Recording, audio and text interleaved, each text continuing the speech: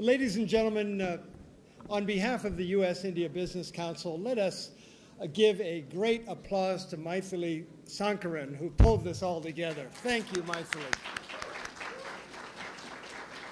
We have a distinguished group here with us tonight. We have so many names.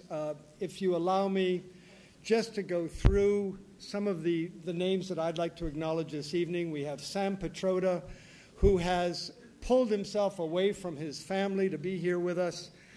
We thank you, Sam, for being here with us this evening. We have a distinguished delegation from the government of Karnataka. Chinagadira, Hegadira, Tomba Chinagide. Where are my delegation from Karnataka? Where is it? Our good friends from Karnataka are here. And they are here to invite us to Karnataka, and they want to be welcoming to investment, and they want you to be involving yourself in their upcoming Advantage Karnataka, which is going to outdo whatever Narendra Modi would hope to do at Vibrant Gujarat 2013. So please, June 6th through 8th in Karnataka, be the guest of the Karnataka delegation. It is an extraordinary state. Every one of our business membership companies are big believers in what has happened in Bangalore and in Karnataka. We have with us this evening dear friends from India, Mr. Kanoria from the Federation of Indian Chambers of Commerce and Industry. We have Rajiv Kumar, the Secretary General of FICCI, and we have, of course, our Ranjana Khanna from Washington, D.C., who has been holding the fort with her team. And we are grateful, Mr. Kanoria and Rajiv, for the distinguished delegation of business leaders that you've brought on this important trip. So welcome, swagatam, and please know that you are on friendly soil when you arrive at the U.S.-India Business Council. Thank you so much for being here today. We have, from the Indian Embassy, a very dear friend of the U.S.-India relationship. We have the Deputy Chief of Mission in Washington, D.C., Arun K. Singh, who is former ambassador to Israel. And Arun will be saying some thoughts tomorrow and perhaps even later today as well.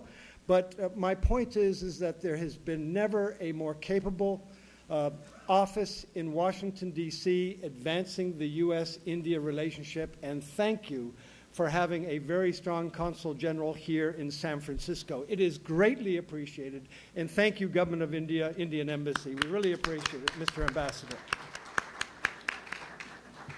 I would be remiss not to just think for a moment how grateful we are that Ajay Banga, the Chairman CEO of MasterCard, has recently been named the Chairman of the U.S.-India Business Council. He is ably represented here on the West Coast by Mr. Vijay Advani, a new board member on the U.S.-India Business Council board, Arun Kumar of KPMG, who is here and has been a stalwart supporter, Raj Nathan of Sybase, which is the sponsor of this evening's event. So, Raj, thank you so much for your generosity and for your leadership. And we've just recently been joined by Shantanu Narayan. What a wonderful team on the West Coast to be leading U.S.-India Business Council's leadership here.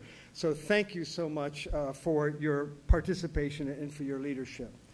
We're going to be joined by Tim Romer, the ambassador, former ambassador, and tomorrow by Jeffrey Pyatt by the U.S. Department of State.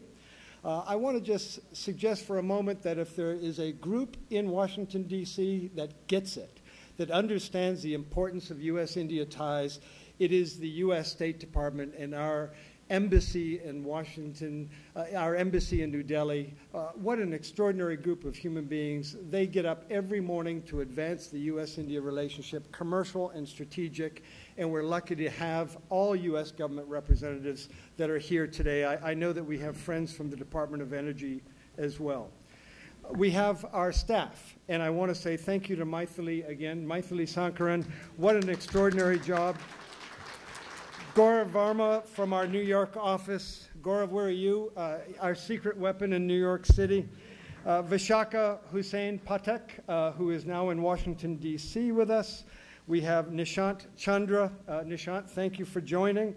We have Kimberly Burns. We have Diane Farrell, former director on the board of the U.S. Export-Import Bank, and we're looking after USIBC's infrastructure portfolio. we have Catherine Van Dyken, and we have Joel Margolis. So that is the team on the ground here along with me, and we want to just welcome you this evening. The theme for tomorrow's program is building bridges and fostering innovation. And Sam, if I could just use your name for a moment, because you really are one of the fathers of innovation and the connection, the DNA that is connecting our two countries. When I think about what's happened since liberalization began in 1991, when you think back, ladies and gentlemen, what it was like when you would pull up at a stoplight and you would look left and you would look right and you would see auto rickshaws and you would see bicycles and you would see a few ambassadors, and if you were lucky you would see one or two contessas. And when you think of where we are today, where India and the United States are the knowledge partners of the global economy, where we are literally moving the entire world every day, 24 hours a day, 7 days a week, moving our technical professionals back and forth freely between these two free democracies. What an extraordinary trajectory it has been over these last 20 years. We're now really coming up on the second decade of economic liberalization. And I've been thinking as I drove up from Los Angeles to this wonderful location here in Silicon Valley, and it couldn't be a better location for this Innovation Summit. And when I think about what really is the DNA that connects us, and when you think about it, it's the fact that both of our countries insist on freedom. We insist on being free. And we see that played out with the Romney campaign, and we see that being played out right now in the Republican primaries. And it's kind of hyper-democracy in a way, but you know what? That's okay to have a little hyper-democracy every now and then, particularly when we look around the world, and we should be proud of our democracy. And you look at India, what they've just gone through in the 5 state elections on March 6th, when in some of those states, in some of those phases, as many as 80% voter turnout. Well, that's hyper-democracy. And what a wonderful thing that we have an insistence and a demand for an open and free press. And when you wrap all that together, what comes when you have freedom and you have democracy and you have people that are striving for the right to liberty and the pursuit of happiness and new ideas? You have creativity, and you have at the heart of that, you have innovation. And this valley, this place that we're standing at right now, is the heartbeat of really where it has done and flourished the most. And now here's the question that we're going to be exploring over the next day. How on earth can we take this magic secret sauce that has something to do with democracy and freedom, freedom of thought, insistence on an open and free press, the casuality of it where people don't like to wear ties, and Zuckerberg has his T-shirts, and Steve Jobs, as we remember, with those mock turtlenecks, and there's a lovely atmosphere here. This good weather kind of reminds me of Bangalore, kind of reminds me of Pune. But when you think about it, there's a magic secret sauce that makes people want to create, makes people want to innovate, and enter the economy with new discovery. And that is the partnership that is the future, that is the heart of the U.S.-India relationship. And that's what we're going to be exploring with you all in the heart of Silicon Valley over the next 24 hours, with a distinguished delegation visiting from Karnataka, a distinguished delegation visiting from the Federation of Indian Chambers of Commerce and Industry, and distinguished minds from both sides that can inform the discussion. How do we take it forward where we replicate, like Johnny Appleseed, the Silicon Valleys that we see here today, all across the earth, where we shape the destiny of humanity, where we make the world a better place, where we shape the destiny of the United States and India, where we shape the destiny of the 21st century. So welcome everyone here this evening. That's the goal for tomorrow. That's the spirit of this conference. This is not the last U.S.-India Business Council West Coast Summit. Mindfully, this is just the first. But thank you so much. Thank you all for being participants. We are here with you together. Jai Hind. God bless America. Namaskar. And now may I invite my colleague, Mr. Rajiv Kumar, Dr. Rajiv Kumar, Secretary General of FICCI and a friend of the U.S.-India relationship. Rajiv.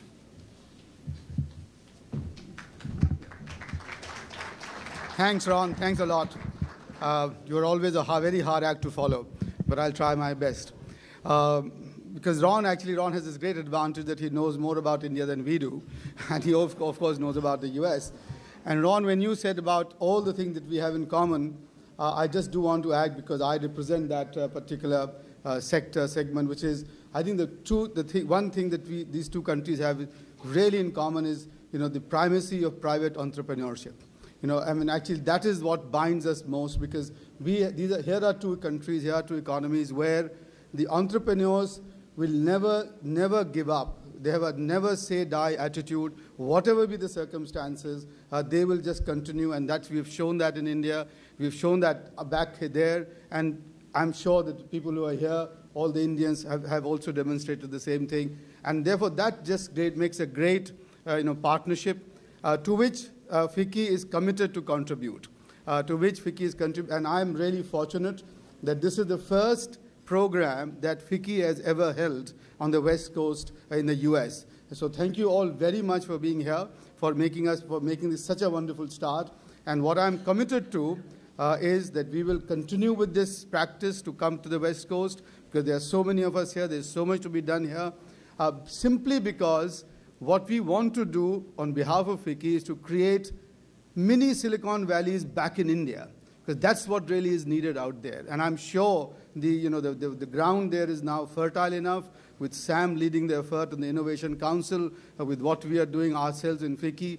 We've just signed up with ladies and gentlemen, we've just signed up with USAID for what is called a Millennium Fund, where the USAID has contributed $7.5 million, and the Department of Science and Technology has matched that grant, and FICCI is going to be implementing that program for identifying and nurturing ground-level innovations, which we can then nurture, scale up, and also transfer to other countries in Africa and South Asia. So for the first time, the USAID is actually changing this whole model from a donor-donee to becoming partners in innovation, and that's just going to be announced on the 11th of May back in Delhi.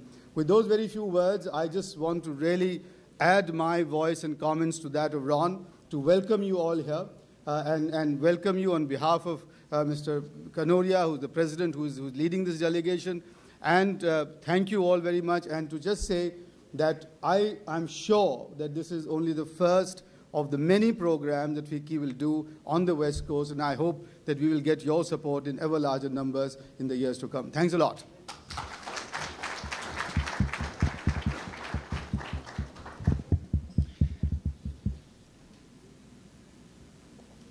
Rajiv, thank you so much for that, and thank you for your partnership at FICCI.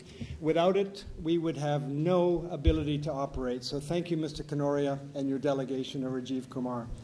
Our next speaker, a great treat, an icon, one of the original founding investors in Google, someone with more than 50,000 employees on the ground in India, someone that goes to the Palo Alto Cafe and people chase around to see what he's written on a napkin. Shriram. Ram, can you come up, please?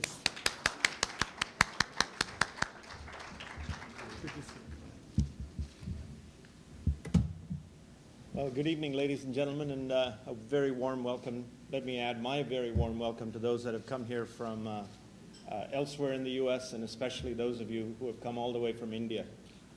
And I think we've cleaned up the weather today. It was a little cloudy yesterday, but this is our normal weather, what you just see now.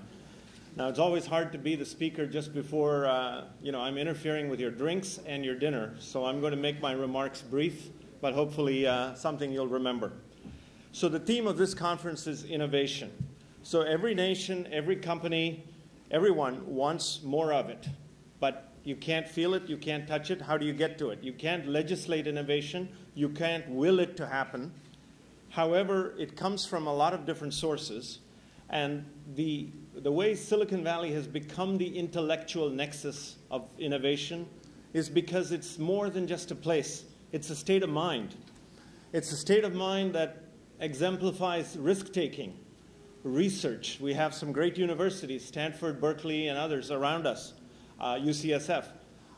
It implies the ability to get venture capital, to have a system of laws that respect job creation, that respect labor movement, and that in fact is very, very transparent. In other words, all these companies are created with great transparency.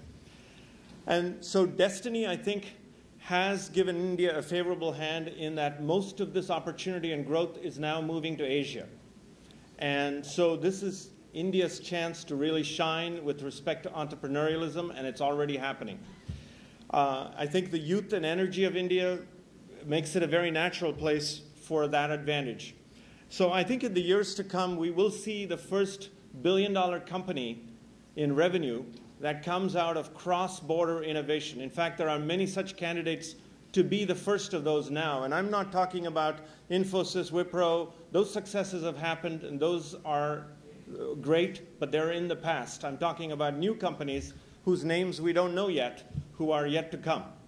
And I believe that a focus for India on education, on research, on making sure that we have far-sighted, long-term public policies, but not focused on the short term, which would be revenue generation for the government, but rather focused on the long term, I think would be a wonderful thing to do so that you can just nurture and create the environment to have that kind of success. Now, as far as the US is concerned, I think it would be good to have labor markets that are free and open. It seems counterintuitive to some that, in fact, when you open up H-1B visas, it actually creates more jobs in the US. Now, there's a long and illustrious history of partnership between the US West Coast and India. And in fact, most of the companies that are represented here on the West Coast have outposts in India, whether it's Hewlett-Packard, Google, Intel, I can go through the names, Oracle. Every one of them has an operation in India, and many of them are very sizable operations. Most of the giants of the Indian IT business have an outpost here in the US, but many of them are based on the West Coast. If they're not based on the West Coast, they certainly have H-1B workers innovating inside large companies here on the West Coast. So I would pronounce the state of US-India West Coast company relationships to be peachy. However, that said, there's a lot more that can be done, and I think in large ways to enhance the trade, because it's still de minimis compared to what it should be.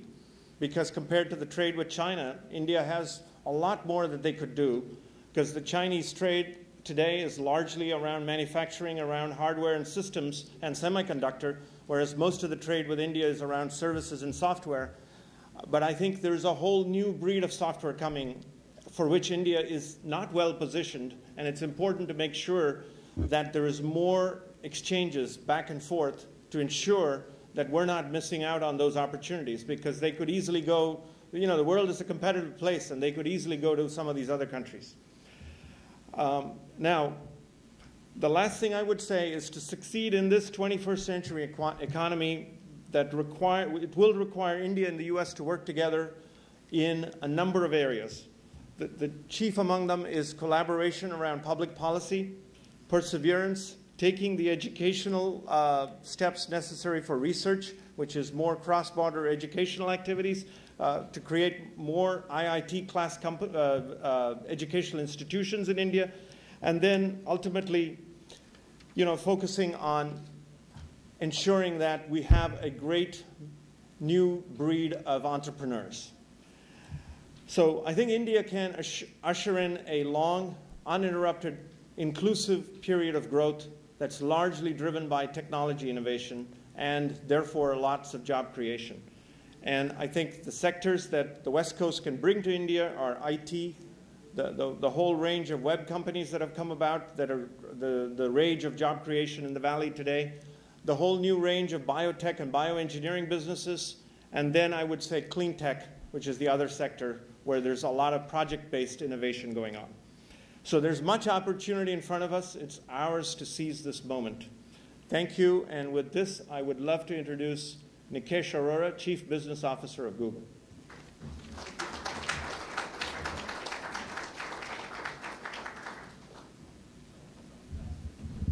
Good evening, everyone. I'm the last of the warm-up acts before you get to hear from Sam.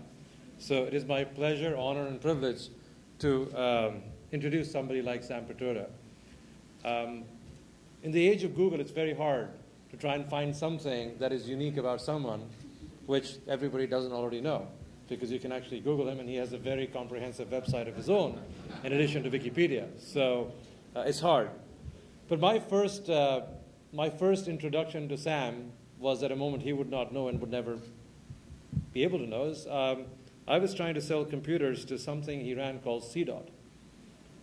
That was in the early 80s, and I was a computer salesman in India. And my boss, I was supposed to serve the sector which he was chairing in many different ways, said, you need to go sell computers to CDOT. And that was the first time I heard of Sam. And believe it or not, being somebody who liked to do my research, I found out many things about him even then, which now, of course, is very easy to find. By that time, he had already been an entrepreneur in many different ways. He had, believe it or not, he'd made the first iPad. At that point in time, it was called the Electronic Diary in 1975. He had since then done some work on digital switching and sold a very successful business to Rockwell by then, and I hadn't sold my first computer yet. He'd already, by then, built Zynga, which many of you might know, a game called CompuCard. He'd done that before I sold him my first computer. He doesn't know I did sell him a computer. By that time, he was out there busy reshaping India's telecom policy at the request of Rajiv Gandhi, which is where he's had a chance to shape the telecom sector in the country. He's led multiple missions. And basically what I found out was anytime in India there was a confluence of technology, passion, progress, and a desire to execute, one name seemed to come to everybody's mind. It was Sam's. He did that very successfully until the 90s, and then he came back in 2004 at the request of Prime Minister Manmohan Singh to lead the National Knowledge Commission. And thereafter, he has done a lot more work. Once again, anytime you see or hear about the need for of progress, technology, execution, whether it's the Railway Commission, whether it's the current role he has in trying to develop a public information infrastructure, his name is constantly there. So in my sort of learning about him and understanding about him, he seems to be a person we love around here in Silicon Valley. He has boundless energy, tremendous amounts of passion, somebody who is constantly restless, I guess, because I also learned that he's made 5,000 sketches while being on telephone calls, while talking to people, so he draws and sketches at the same time. So clearly somebody we love around here. And really what came through to me is he's a true entrepreneur. So welcome to the land of entrepreneurship. Let's hear from Sam Petroda.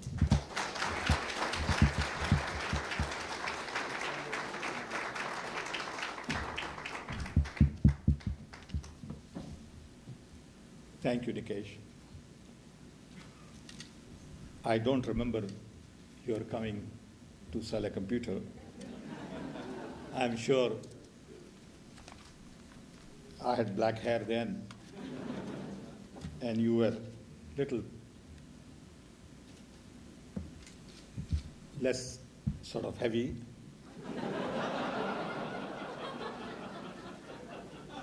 But it is good to see you again. Thank you.